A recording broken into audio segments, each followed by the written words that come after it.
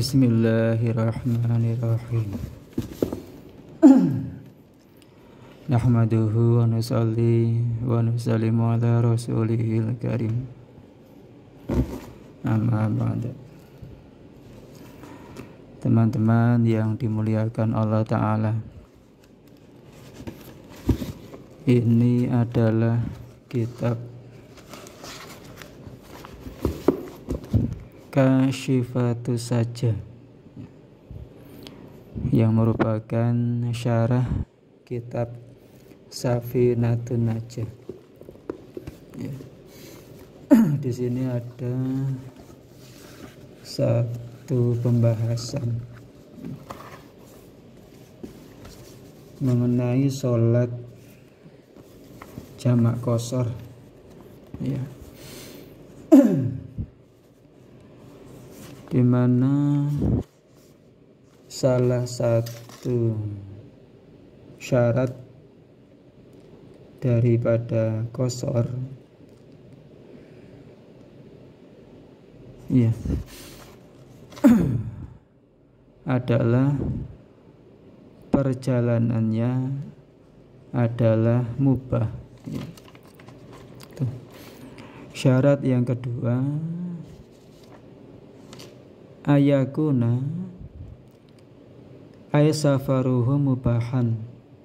Kelihatan gitu yang ini. Ayakuna safaruhu mubahan. Safarnya, perjalanannya itu mubah, ya, boleh, perjalanan yang dibolehkan. Jadi seseorang boleh menjamak sholatnya, boleh mengqashar sholatnya kalau perjalanan yang dilakukan adalah perjalanan yang mubah, sifatnya mubah, ya. Kan termasuk rukhsah, sholat jamak dan qashar itu. Nah, yang termasuk perjalanan mubah di sini adalah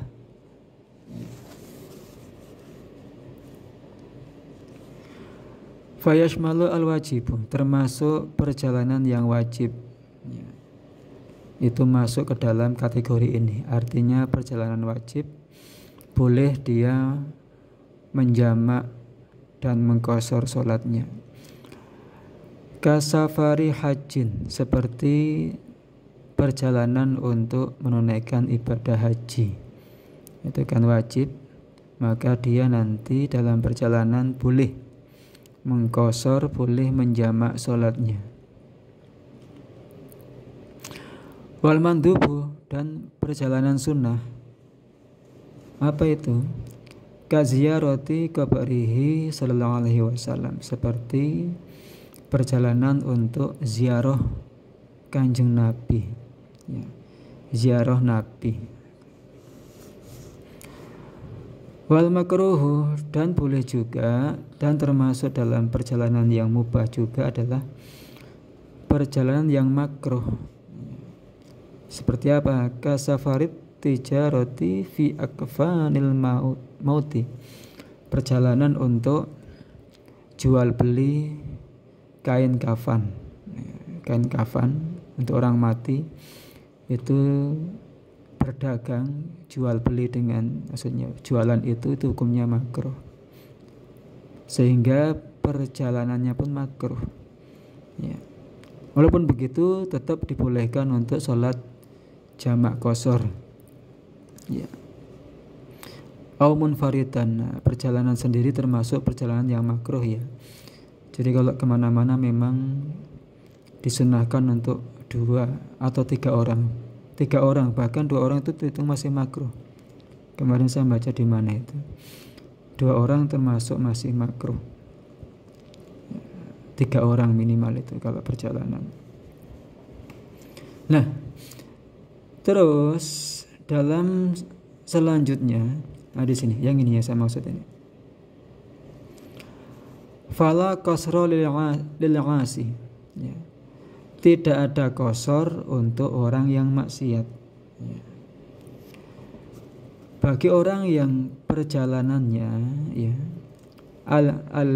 lil asi bisafarihi ya, walau sorotan. Kalau perjalanannya itu ya perjalanannya maksiat, maka apa? Maka tidak boleh mengqashar ya, tidak boleh qashar, tidak boleh juga jamak. Karena rukhsah itu arukhasu latunatu bil ma'asi.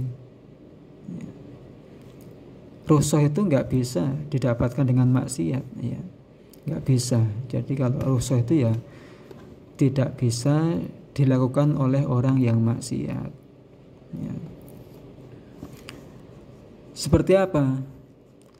Kama lau haroba asobiyu min walihi, seperti anak yang lari dari walinya, dari orang tuanya.